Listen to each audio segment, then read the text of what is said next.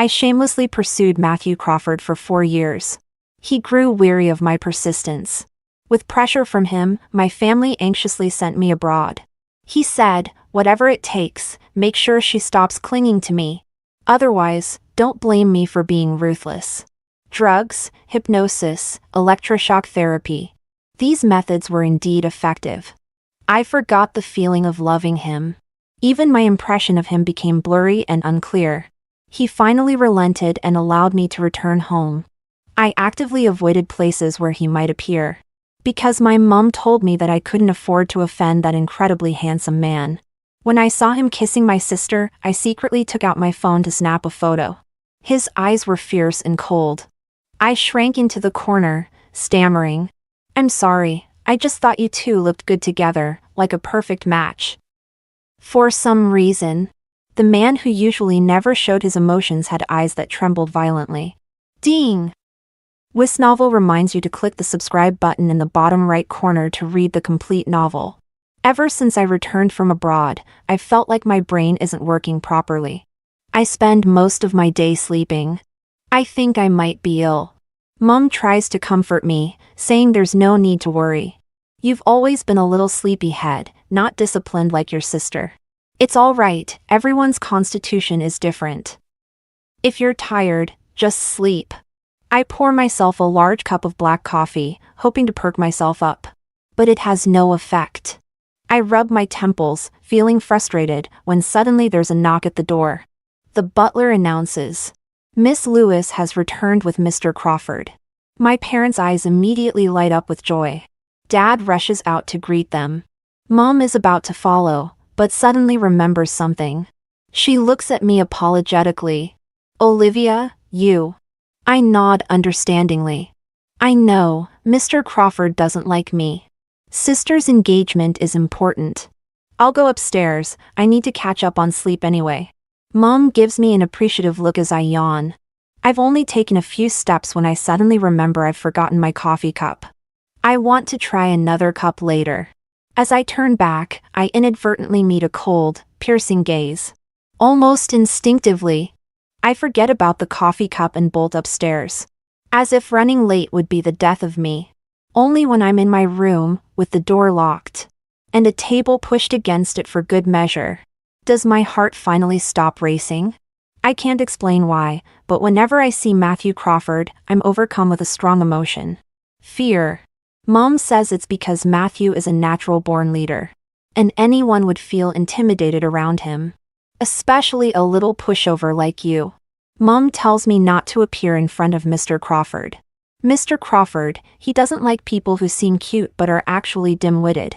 His eyes only linger on exceptional girls like your sister. Do you know what league the Crawfords are in? If we could be connected to their family, we'd skip generations of hard work. Olivia, you need to be sensible. I am sensible. So, every time Matthew Crawford comes to our house, I actively avoid him. Mom is very pleased with this, sometimes patting my head. It's the greatest reward for me, and I cherish it. That's why I've never dared to tell Mom. Even if she didn't say anything, I would still avoid him. The aura around him is too overwhelming. It makes me very uncomfortable. Very oppressive. As if my heart is being squeezed tightly in someone's fist. There's also an inexplicable feeling of bitterness. Laughter and cheerful voices drift up from downstairs. Amidst these joyful sounds, I drift off into a troubled sleep. When I woke up, the sky was dim. It was already evening. The mansion was very quiet. Matthew Crawford must have left. I was hungry. I opened the door, wearing a white princess nightgown, and went downstairs barefoot to find something to eat. The floor was cold, and I felt my mind clear up a bit. I was standing by the kitchen counter, heating up some bread. Suddenly, the study door opened. Matthew, in an impeccable suit, walked out of the study.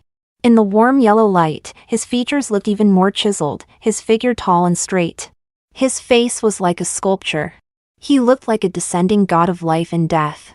But he was too cold. His aura was cold, his eyes were cold.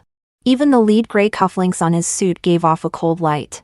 Across the long living room, his gaze fell lightly on me. His thin lips were pressed into a straight line. Intimidating. Almost instantly, I came to my senses. Covering my head, I crouched under the dining table, trying to hide, but only drawing more attention to myself. Teresa's light footsteps flew down the stairs. She rushed into Matthew's arms, clinging to his arm and swaying. Are you leaving already? You haven't even seen my new headshots. Won't you stay for dinner?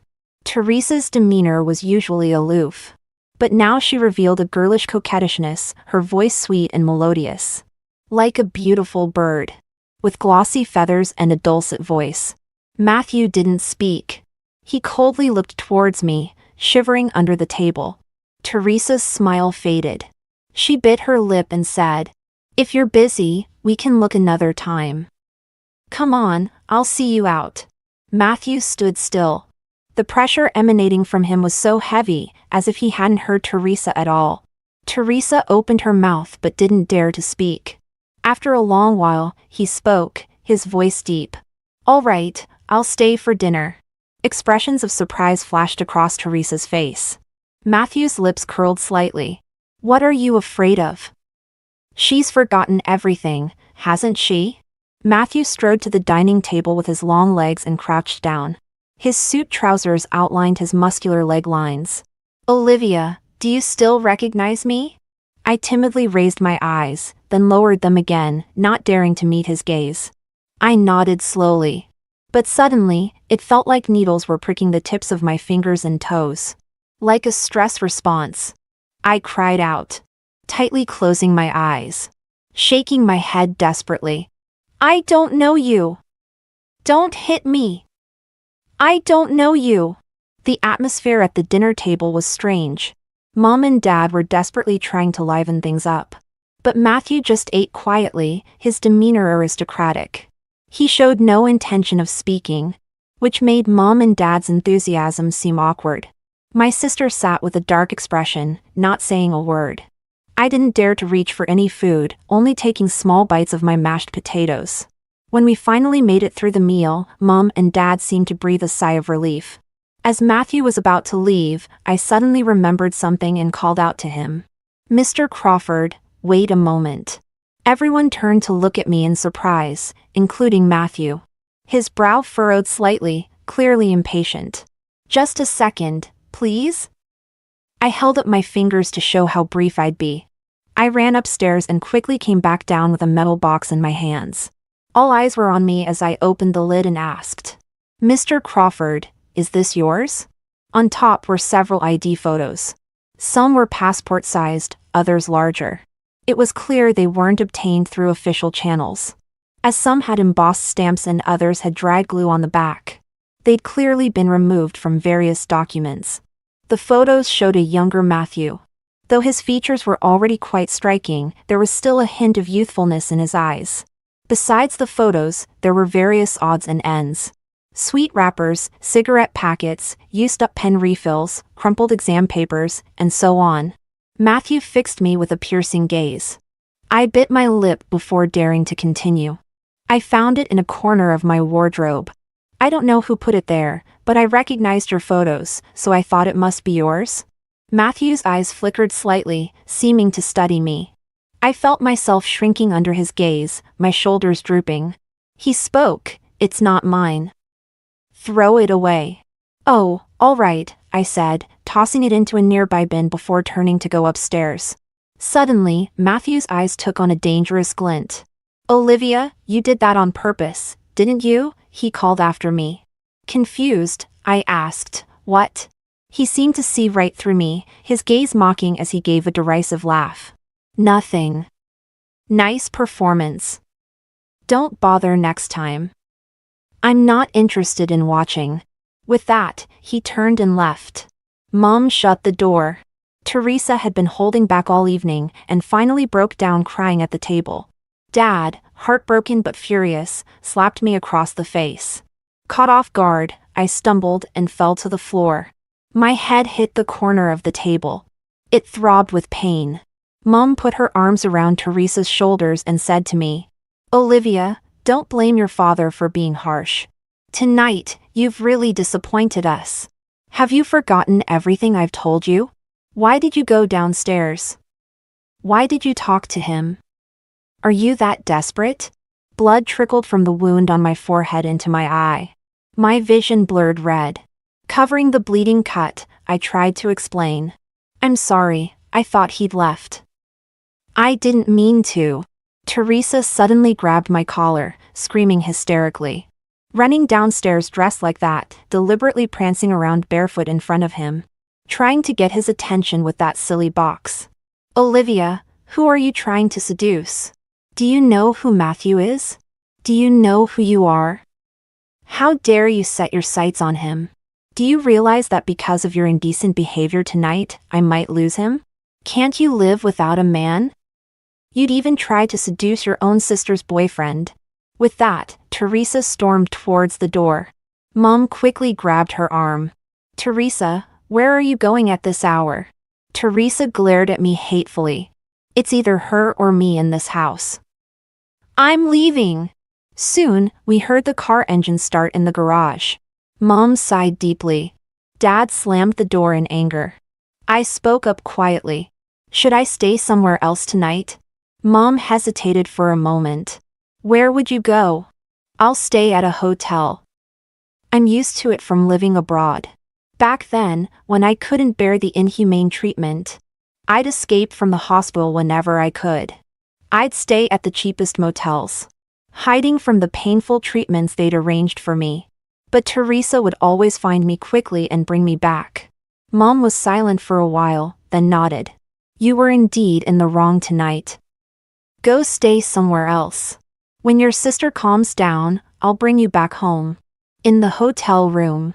Standing in front of the mirror, I carefully wiped the blood from my forehead. The wound was quite large, a plaster wouldn't cover it entirely. But at this late hour, I didn't dare leave the room to buy bandages. Usually, I never get enough sleep. Tonight, however, the stinging pain on my forehead might keep me awake. I can't remember why I was sent abroad. All I recall is that my sister has always been smarter and more accomplished than me. From childhood onwards. Wherever she went, she seemed to radiate brilliance. That's why Mom and Dad had the highest expectations for her. My sister began modeling as a child, and later became famous as a beautiful academic prodigy. As for me, apart from having looks comparable to hers, I was utterly useless. So I understood our parents' favoritism. I agreed with their decision to allocate more resources to my more capable sister. But was this favoritism the reason they sent me abroad? I remember taking handfuls of pills and enduring painful treatments overseas. Mom told me on the phone that it would make me smarter. Yet, I feel my brain has become even less functional since returning from abroad. Besides being constantly drowsy, my reactions are slower.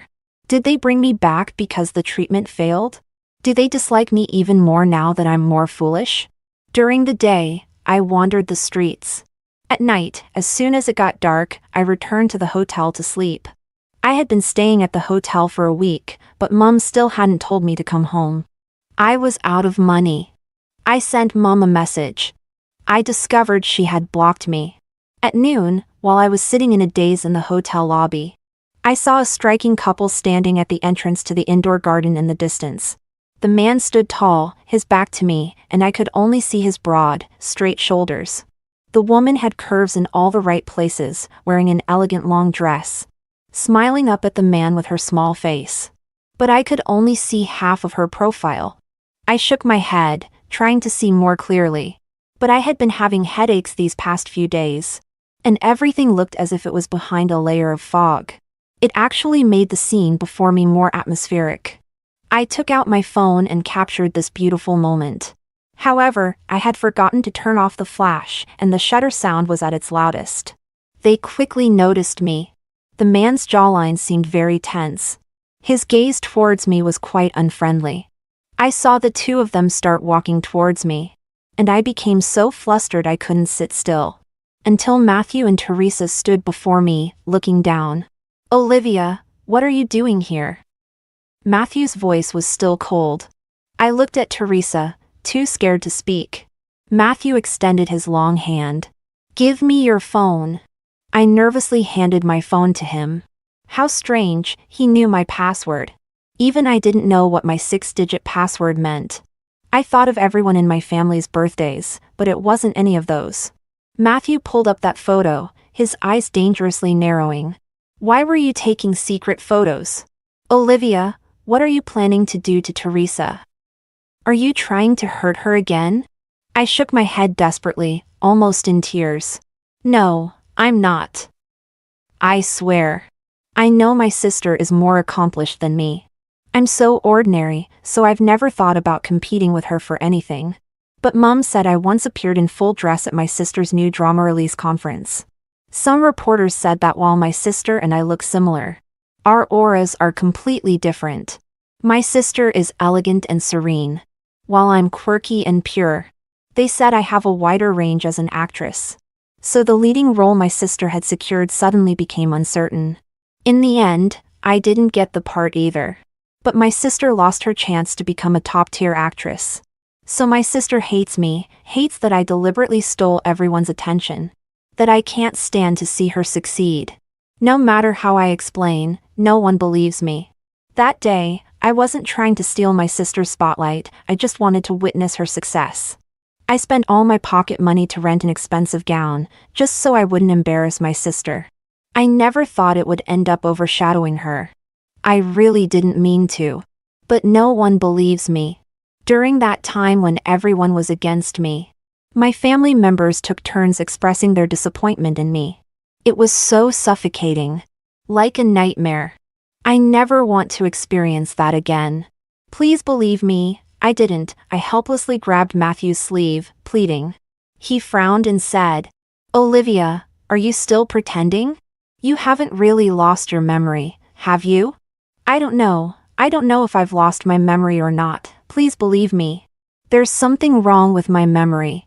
I remember some things, but I've forgotten others. But what I've forgotten, I really can't remember. Matthew waved the phone, a contemptuous smile curling his lips. Then let me ask you, why did you take a photo of me and Teresa? Wasn't it to sell to the media and ruin Teresa's career? His gaze was so disdainful, as if looking at a rat in the gutter. I instinctively felt so lowly.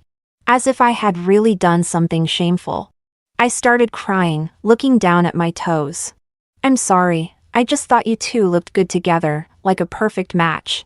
When you stand together, it's like a fairy tale come to life. Matthew's grip on my hand suddenly froze.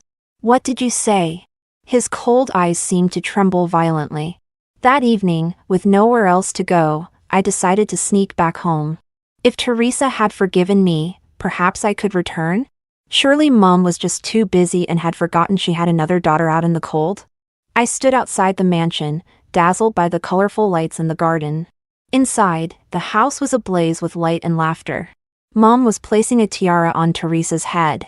Teresa looked shy and demure, like a true princess. Dad clapped excitedly, tears in his eyes. Matthew's lips curved in a slight smile as he gazed at Teresa. The light from the crystal chandelier cascaded down, soft and warm, creating a scene of perfect happiness. So tonight was Teresa's birthday. Which meant it was my birthday too. Teresa and I are twins. All our lives, we'd celebrated our birthdays together. Except Teresa was always the star. Everyone gathered around her to sing happy birthday. Only she could blow out the candles. Everyone only cared about her wishes. And I was only worthy of the slice of cake Teresa cut for me. Once, I curiously blew out the candles first.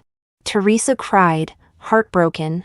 Dad angrily flipped the cake, shouting, "Nobody's having any." Later, Mom and Dad took Teresa to a posh hotel to make up for the ruined birthday. I knelt on the floor, eating the smashed cake. I smiled bitterly at the bright lights. So Mom hadn't forgotten her little girl was outside after all. She'd forgotten she had another daughter besides the dazzling Teresa. Wiping away my tears, I turned and left.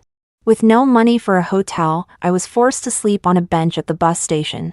At night, the chilly spring rain blew into the corridor, and the wind was cold. I think I had a fever. In my hazy state, I had a long, vivid dream. In the dream, I was 18 years old. That day, my essay was read aloud by the teacher, who said my writing had a special spark. I had never received such praise before. Coincidentally, it was also my birthday. I happily ran home, wanting to tell my mom that I had bought myself a tiny cake. I could finally blow out candles with my sister. She could blow out the big ones, and I'd be content with the small ones. I could finally make my own little wish.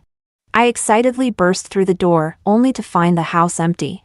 That night, I sat alone with a palm-sized cake, watching Teresa's celebration party on TV.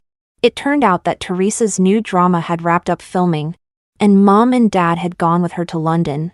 They celebrated Teresa's birthday in the joyous atmosphere of the wrap party, giving it a unique significance. Mom and Dad had completely forgotten about me, left behind at home. That night, I wandered aimlessly through the streets, carrying the cake. I thought, if just one person wished me happy birthday, I wouldn't end it all. But everyone hurried past, no one noticing me. Disheartened, I walked towards the canal.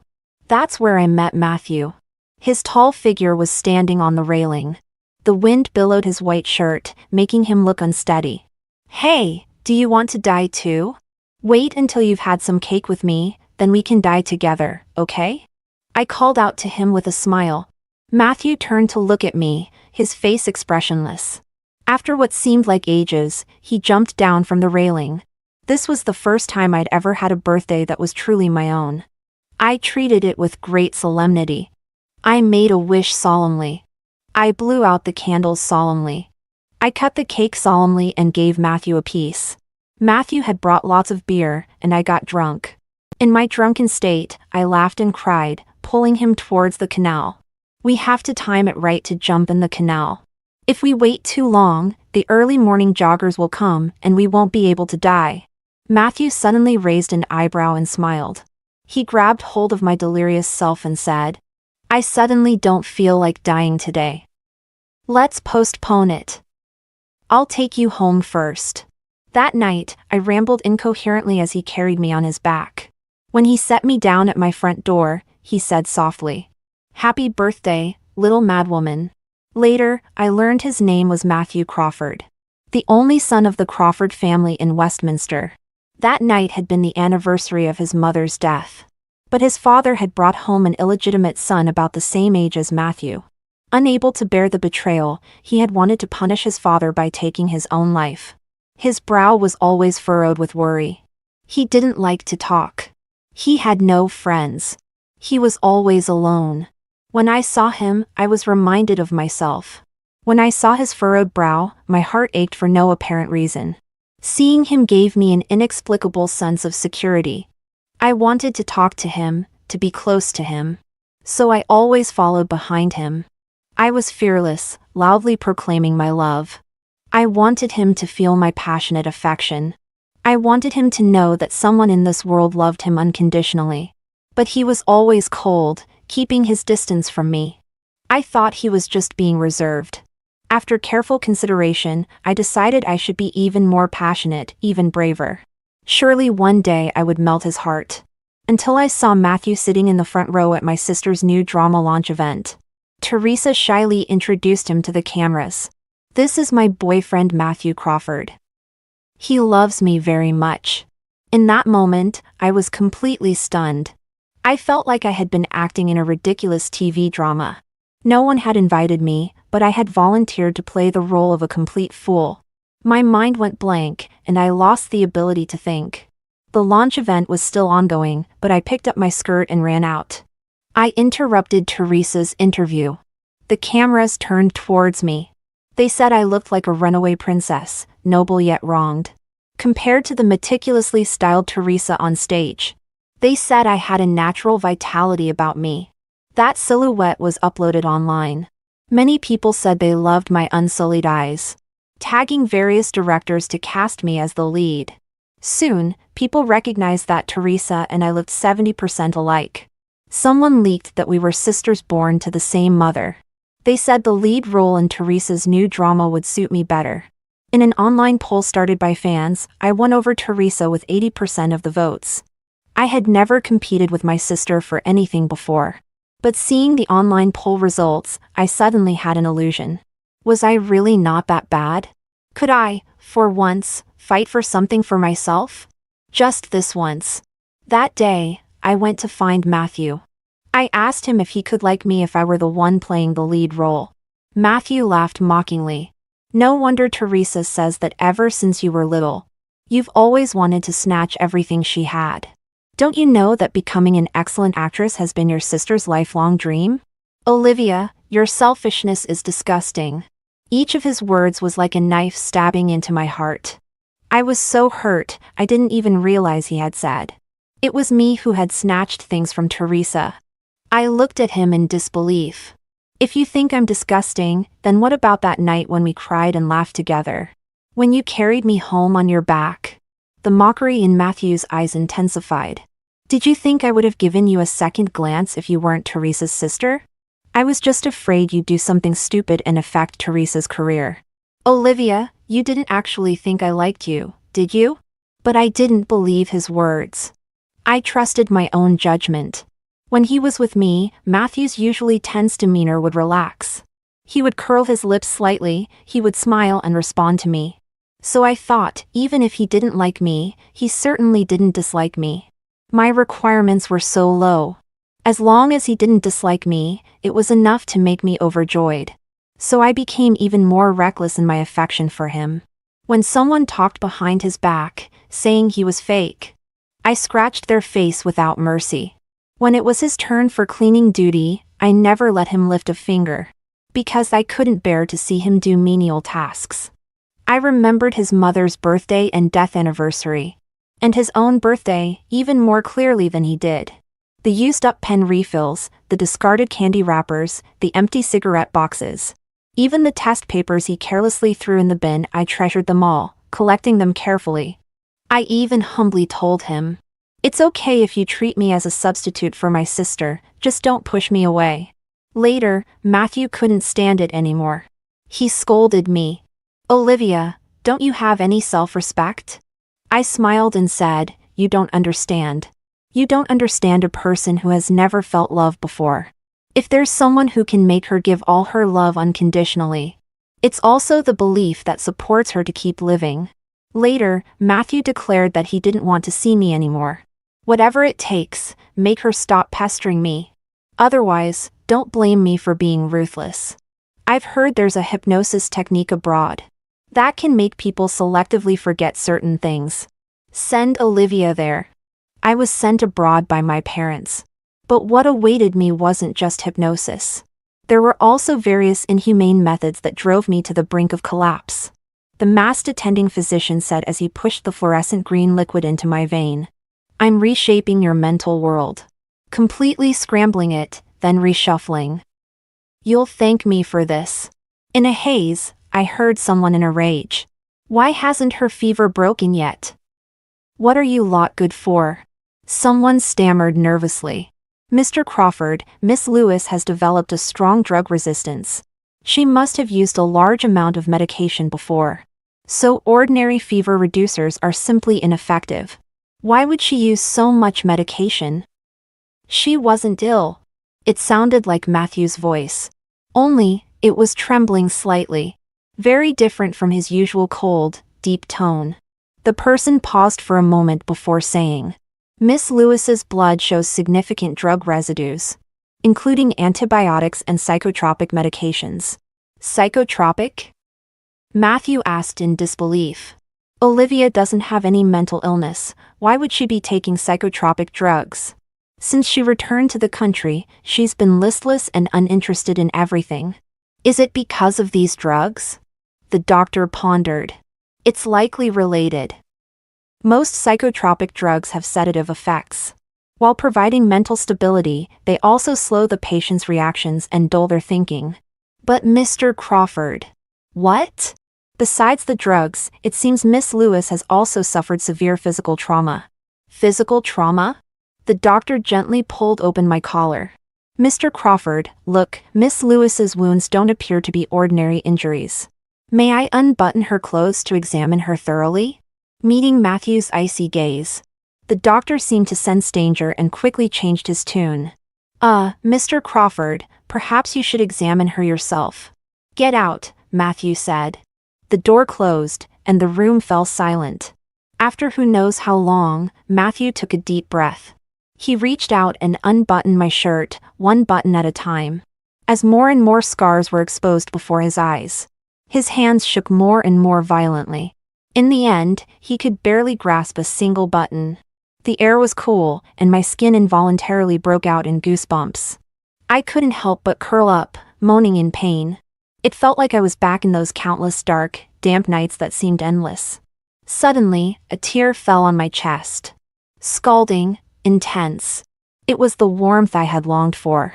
But as it landed on my ice-cold skin, the heat quickly dissipated, taking with it what little warmth I had left. Matthew dialed a number, his voice laden with terrifying danger. Find out everything about Olivia's experiences abroad these past 3 years. Everything! Now. I remained in a coma. Sometimes I convulsed with high fever. At times, my hands and feet felt so cold, as if I might die the next second.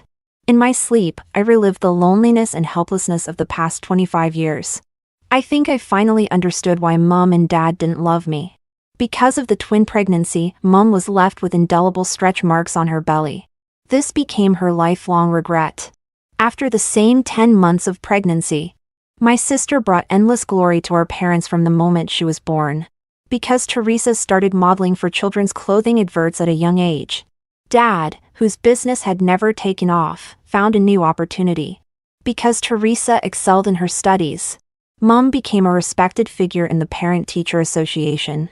As Teresa's entertainment career became more prominent, Mom and Dad enjoyed a life that transcended social classes.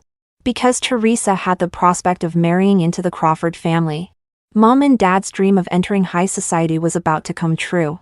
And me? What did I bring to Mom and Dad? Mediocre grades. An unfulfilled dream of wealth because I refused to cooperate with photographers.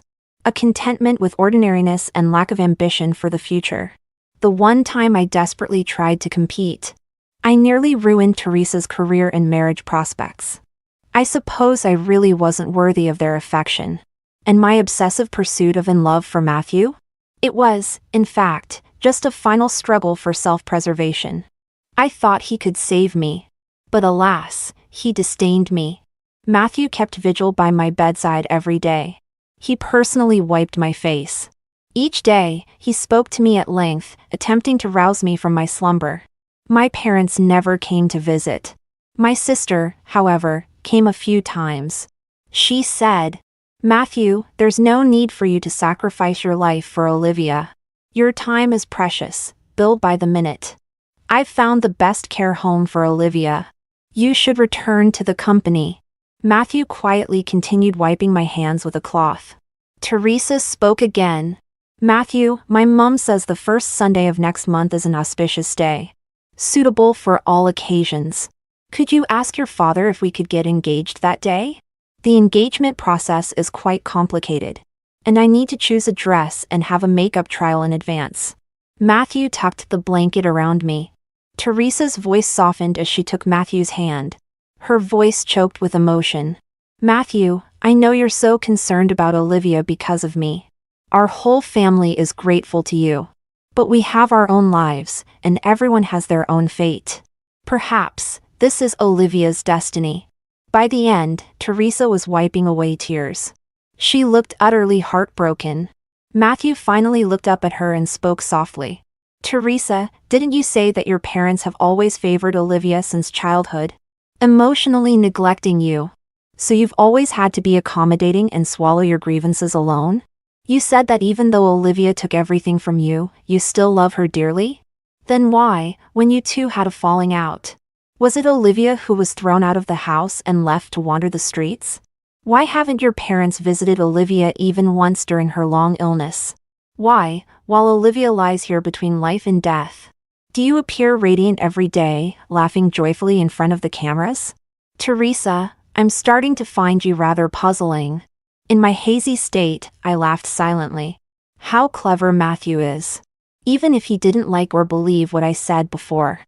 But given enough time, he could eventually see through many things. Yet, seeing Teresa's awkward, uncomfortable, evasive demeanor, I felt no satisfaction in having the truth revealed. When I needed him, he was reluctant to give. Now, he's willing to stand up for me. But I no longer care. In the dead of night, I was struck with a high fever again. My whole body convulsed, my face contorted in agony. No! Don't hit me, I won't do it again, I really won't. Please, it hurts so much, please let me go. Don't lock me in here, it's so dark, I'm scared. Can you give me anesthesia? So it won't hurt as much when you shock me. I don't want treatment anymore, let me stay ill, I'd rather die. I'll change, I really will, I won't love anymore. Please, just let me die. I can't take it anymore. In the endless darkness, someone pulled me into their embrace. The warmth of their arms seemed to envelop all my pain and sorrow. I longed to draw closer. Yet I feared this was another test. Every time, the doctor used such temptations to test me. If I gave in to the temptation, an even harsher punishment would await me. Still exposing weakness for emotions, it seems the previous conditioning wasn't enough. Increase the dosage, said the bespectacled doctor. I knew all this. Yet still, I didn't push away from this embrace. I think I really am ill. Like a moth to a flame. Craving any warmth. Real or fake. I couldn't control my tears. Helplessly, I asked. I don't love anymore, so why do you still hit me? Matthew, I really don't love you anymore. Can't you ask Teresa to let me go? I swear, when I see you, I don't feel anything. How could I still love you? My tears soaked his shoulder. The arms holding me suddenly stiffened. Then, they began to tremble even more violently than I was. Matthew's terrifying voice rang out. Olivia, are you in so much pain because of me? I shook my head in a daze. No. It's because I love you. But I know it's wrong now. A choked sob escaped from his throat. The investigator sent abroad has returned. Matthew hasn't left my room for days. He says, just tell me here. The secretary gives me a worried glance. Matthew caresses my cheek longingly, his voice low. She's been unconscious for a long time. She can't hear what you're saying. If she could hear, it might be a good thing. Perhaps she'd wake up out of anger. The secretary unfolds the documents in his hand and sighs. Mr. Crawford. Miss Olivia didn't receive treatment from the renowned psychologist you contacted abroad. She was sent to a private clinic by Miss Teresa. The doctor at that clinic is an antisocial psychopath. He claims he can transform any disobedient person into a perfect slave. His methods, both psychological and physical, involve inhumane torture and destruction.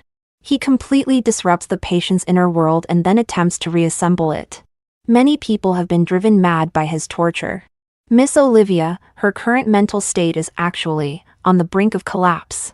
Matthew's fists clench, making cracking sounds. He seems to be struggling to breathe, his chest heaving violently.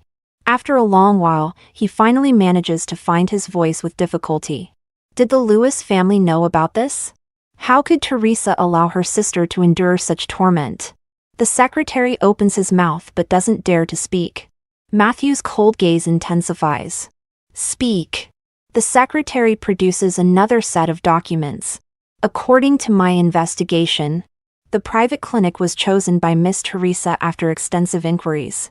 Some of the cruel methods even the psychopathic doctor had reservations about were personally authorized by Miss Teresa's signature. Moreover, when Miss Olivia couldn't bear the torture and escaped many times, it was Miss Teresa who found her and sent her back each time. Silence.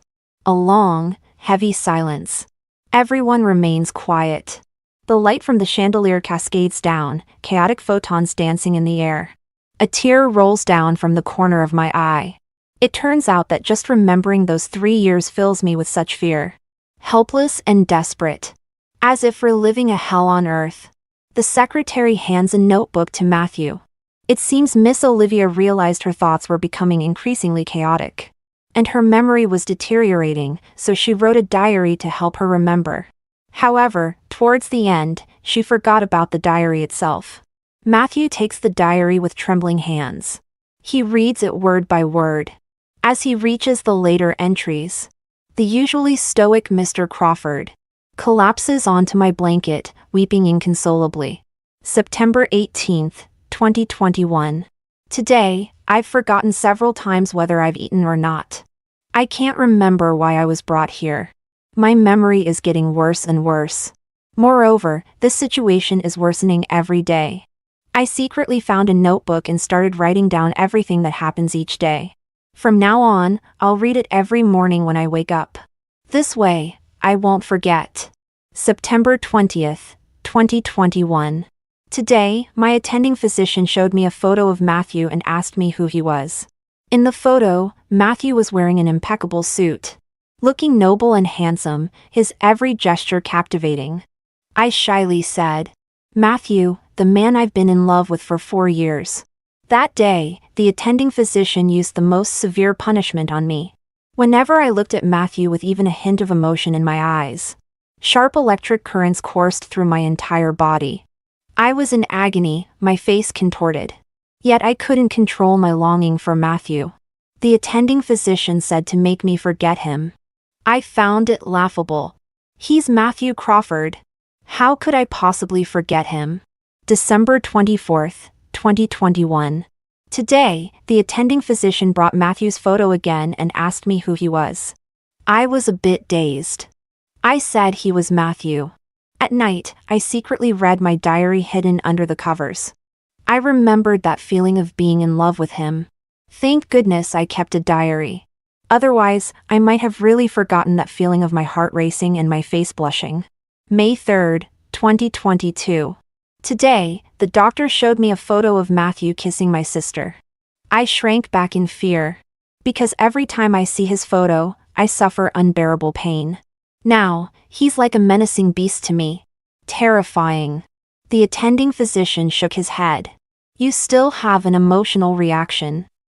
Olivia, this is not right. Come, let's move on to the next stage of treatment. At night, I helplessly opened my notebook. It said that I once loved Matthew to the point of no return. For him, I abandoned my self-esteem. For him, I could sacrifice everything. I stared blankly at these unfamiliar words. He's so frightening. Why would I ever like him? Were these words really written by me? November 7th, 2022. Today, my sister came to visit me again. I told her about the torture I've endured. I begged her to take me away. She took out a beautiful film still and showed it to me. Olivia, am I beautiful? She asked. I nodded enviously. Very beautiful. I wish I could be as beautiful as you, Teresa. Look at me now, covered in scars, always lacking energy, like a decrepit old woman. My sister asked. Do you want to be an actress too? I nodded longingly. Her face immediately darkened. Olivia, you really never learn. It seems it's still not enough. That day, I was locked in a pitch-black room for 5 days. When I came out, I was shaking all over, vomiting white foam. Teresa looked down at me and asked, Olivia, do you still dare to covet what belongs to me? I shook my head desperately, even wetting myself on the spot. I don't dare anymore. I'll do whatever you want me to do, okay? Tell me, I'll definitely do it. Stop torturing me, please, why don't you just let me die? Teresa curved her lips into a sweet smile. Little sister, what are you saying? Killing someone is against the law. I'm a public figure, how could I break the law? The diary abruptly ends on Christmas Eve last year. December 24th, 2024. I'm locked in the attic at the top of the building, looking at the sparse fireworks outside the window. Suddenly, I feel a bewildering sense of not knowing where I am. Have I been living in this attic since I was little? Why are they setting off fireworks? Why don't those people live in attics? Why are they laughing so loudly? It's so strange. Who wrote this diary? This author is so funny. She likes that man called Matthew Crawford so much. She cries for him, laughs for him. How can she be so silly? Is she crazy? Poor thing. If I ever get the chance to meet her, I must tell her. Emotional fluctuations are not allowed. You'll get injections and medicine, and even suffer beatings. The clammy liquid kept dripping onto my neck. I felt awful. But I couldn't open my eyes or move my hands. This sticky discomfort made me feel as if my heart was being devoured by 1,000 ants. I wished I could slam my head against the wall and die right there. If I could control my body, I would have done it without hesitation. After what seemed like an eternity, suddenly a heavy body pressed down on me. It was crushing and suffocating. Someone rushed in. "Mr. Crawford! Mr. Crawford, what's wrong? Quick, call a doctor. Mr. Crawford has fainted." Finally, the person pressing on me was lifted away, and I breathed a sigh of relief. That day, I was drifting through my dreams once again. That familiar scent returned. The man sat by my bed.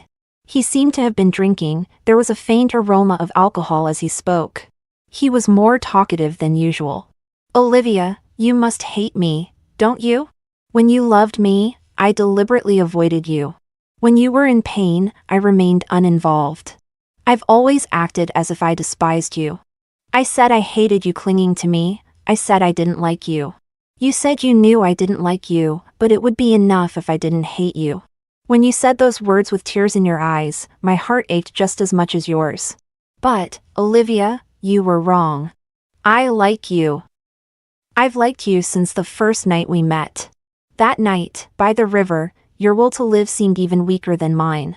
You smiled and said it was the first birthday that truly belonged to you. As you spoke, tears fell onto the small cupcake in your hand. Yet, you handed me the middle piece with the cherry on top. You didn't know, but when I met your sparkling eyes, I almost cried too. Since my mother passed away, no one had given me the biggest and best part of anything like you did. That night, on the way back as I carried you, you kept swinging your legs, talking about your favorite TV shows and the kitten you'd rescued. I never knew a girl's inner world could be so rich and interesting. I wished that road would never end. Listening to you talk, it felt like my life had become vibrant again. But I also felt deeply ashamed of myself.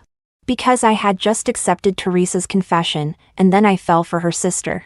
I hated my father for having an affair and hurting my mother.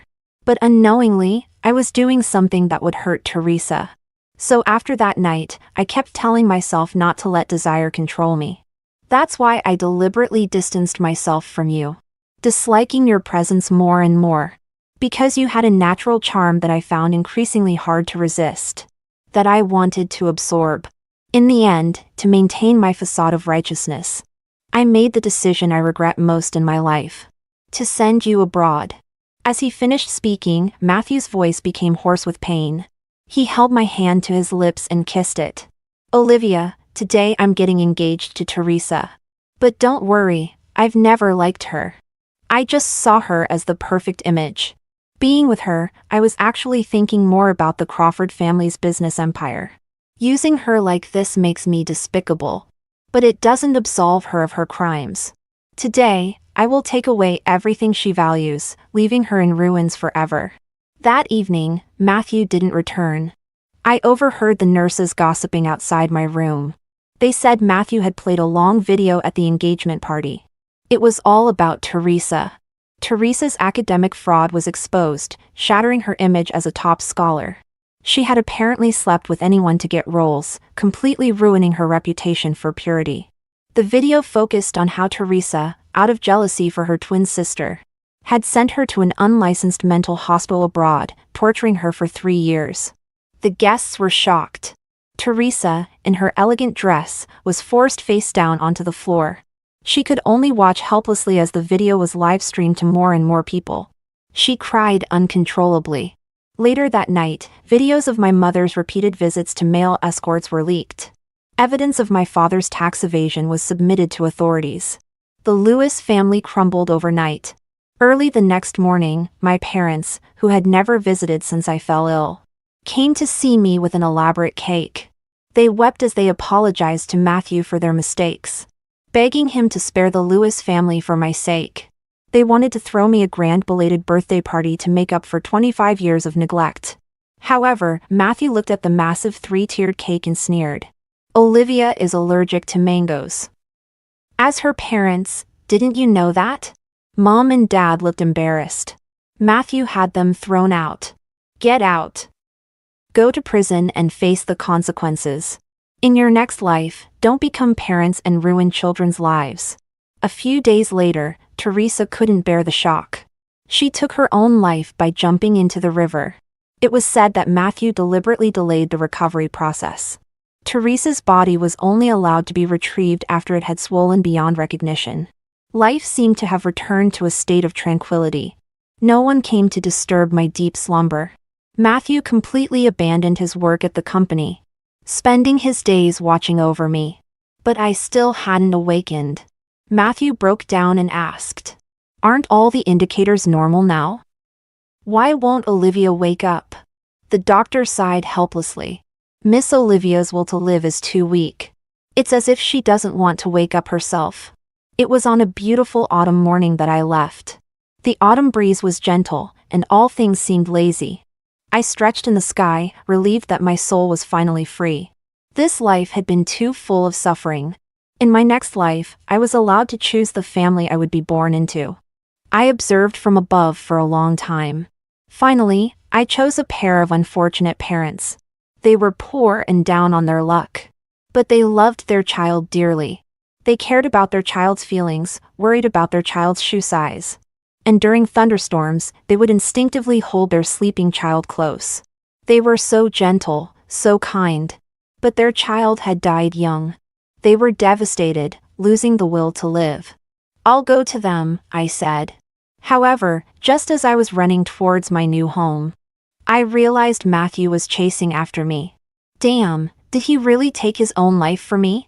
How annoying! Why was he so bothersome? He had ruined one life for me, was he going to ruin the next one too? I quickened my pace towards rebirth.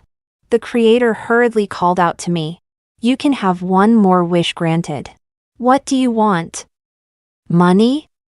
Status? Beauty? Wisdom? Make your wish before you go." I didn't even look back, hastily waving my hand. "I don't want any of those. I want Matthew Crawford to never find me in this lifetime."